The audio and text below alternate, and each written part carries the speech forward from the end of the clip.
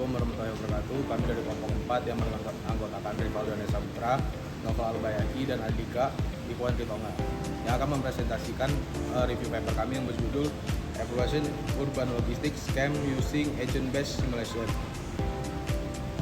Baiklah, di sini saya akan menjawab pertanyaan nomor pertama yang mana berdasarkan lingkup fungsional, jelaskan konsep logistik yang diaplikasikan pada paper tersebut.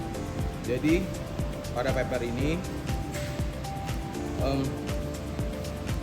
mendefinisikan skema logistik sebagai gabungan inisiasi perusahaan. Baiklah, pertanyaan pertama, berdasarkan lingkup fungsional, jelaskan konsep logistik perkotaan yang diaplikasikan pada paper tersebut. Jadi pada paper ini itu mendefinisikan skema logistik perkotaan sebagai gabungan inisiatif perusahaan dan kebijakan pemerintah yang diterapkan untuk meningkatkan efisiensi.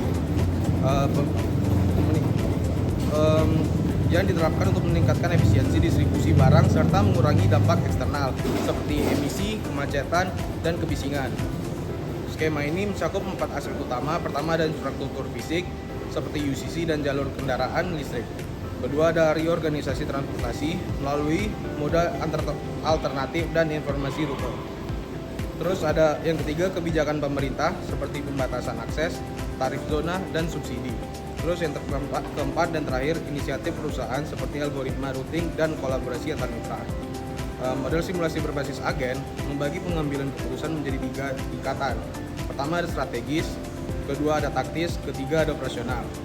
Para aktor-aktor receiver, shipper, carrier, UCC, dan administrator berinteraksi dalam seluruh proses dan pemesanan sehingga distribusi last mile. Evaluasi skema dilakukan dengan 4 indikator kinerja utama atau KPI.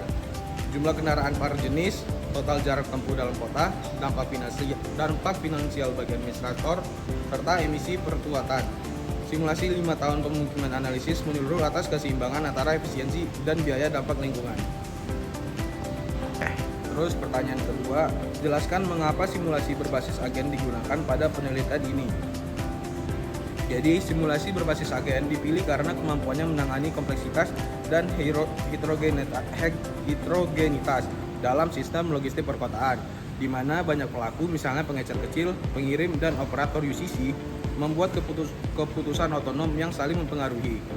Pendekatan ini memungkinkan pemodelan perilaku individu tiap agen termasuk interaksi strategis, taktis, dan operasional serta evaluasi dampak kebijakan pemerintah dan inisiatif perusahaan secara terintegrasi dalam satu kerangka fleksibel. Berbeda dengan teknik optimasi tradisional yang berfokus pada solusi sistemik, tunggal, dan rentan terhadap ketidakstabilan ketika melibatkan banyak pembuat keputusan. ABS dapat secara dinamis meniru dan menyesuaikan perilaku agen berdasarkan kondisi nyata, misalnya subsidi, jendela akses, atau ambang muatan, sehingga memberikan wawasan yang lebih luas kaya tentang efek gabungan berbagai intervensi dalam konteks kota Eropa seperti Eropa bagian barat.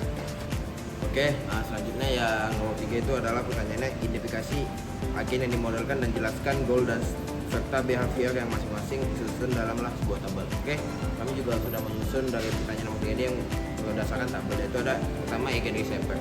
Apakah tujuan dari agen receiver itu adalah minimalkan biaya penerimaan dan PAS. Nah, perilaku apa yang dilakukan mereka itu adalah perilaku taktis. Yang dilakukan mereka adalah memilih pakai UCC dan outsourcing. Nah, sedangkan operasionalnya mereka memberikan tentukan waktu dan jumlah order ke shipper. Selanjutnya ada agen shipper. Tujuan dari agen shipper adalah minimalkan biaya kirim, transport, dan handling. Nah, ini perilaku yang mereka lakukan juga ada strategis dan operasional. Yang strategis mereka melakukan batas volume untuk kirim, operasional pilih order untuk dikirim dan rute carrier. Yang ketiga itu ada agent carrier. Tujuannya adalah minimalkan profit, transport, dan pendapatan dan biaya. Nah, mereka memiliki perilaku strategis dan operasional. Gabung koalisi, polling job, taktis, tentukan outsourcing dan UCC, operasionalnya atur, dispensing, dan routing. Selanjutnya ada agen UCC. Tujuan dari agen UCC ini adalah memaksimalkan profit lifetime dan PAS. Nah, perilaku mereka itu ada 3, strategis, taktis, dan operasional. Terus dan terakhir itu ada agen administrator. Tujuan dari agen ini adalah kurangi emisi dan kemacetan serta jaga keseimbangan fiskal.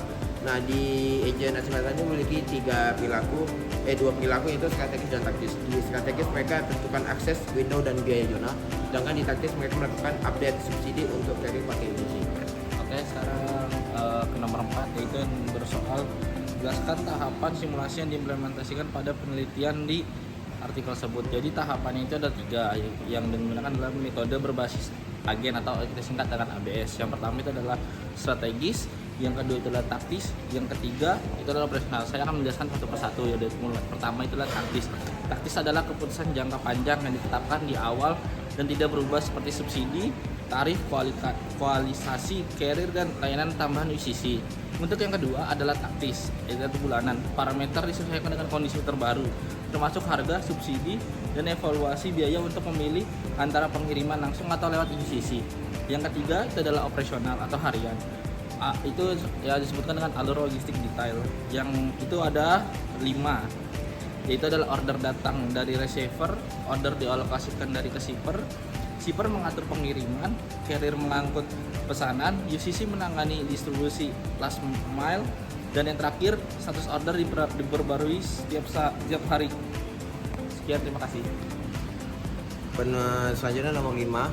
Nah, kayak itu adalah langsung saya jawab aja. Penulis merancang kerangka Agent Based Simulation atau ABS generic untuk mengevaluasi kombinasi inisiatif perusahaan dan kebijakan pemerintah dalam logistik perkotaan. Nah, setiap agent, receiver, carrier, dan UCC dan administrator diwakili secara eksplisit. Pengambilan keputusan ini dibagi dalam 3 tingkat. Tingkat waktu: strategis, kebijakan akses atau subsidi; taktis, tarif dan pemanfaatan UCC; dan terakhir operasional, dispatching dan harian. Nah, di model ini diformulasikan sebagai Macro Decision Process atau MDP. Dengan yang pertama satu sistem ST, yaitu posisi pesanan dan info taktis. Yang kedua keputusan atau tiap agen memilih alur distribusi dan penggunaan UCC. Yang ketiga itu fungsi transisi, yaitu pembaruan status berdasarkan keputusan dan permintaan acak. Yang terakhir fungsi biaya dan pendapatan, yaitu optimasi biaya dan pendapatan oleh masing-masing agen. Nah, model ini sangat unggul dalam kemampuan simulasi perilaku agen dan dinamika secara relatif dan sangat bagus untuk diformulasikan. Nah, selanjutnya untuk kesimpulan. Jadi kesimpulan ini ada kelebihan, kelemahan, dan evaluasi. Untuk kelebihan dari paper tersebut adalah penulis berhasil menggabungkan perspektif kerja, ekonomi, sosial, dan lingkungan dalam membahas tantangan serta solusi logistik perkotaan. Salah satu kekuatan utama jurnal ini adalah kerangka kerja komprehensif yang dikembangkan untuk mendukung pengambilan keputusan dalam implementasi solusi logistik kota yang berkelanjutan. Untuk kelemahan dalam jurnal tersebut adalah kurangnya data kuantitatif yang lebih mendalam untuk mendukung analisis dan argumen yang dikemukakan. Beberapa pernyataan dan klaim mengenai efektivitas solusi logistik tertentu cenderung bersifat deskriptif tanpa dukungan angka atau indikator kinerja yang terukur. Untuk evaluasi pada jurnal tersebut atau paper itu masih memiliki ruang untuk perbaikan, terutama dalam pendalaman data dan konteks global yang lebih luas. Ia berhasil memberikan fondasi teoritis dan praktis yang kuat. Sekian presentasi dari kelompok kami, kurang lebihnya mohon maaf. Wassalamualaikum warahmatullahi wabarakatuh.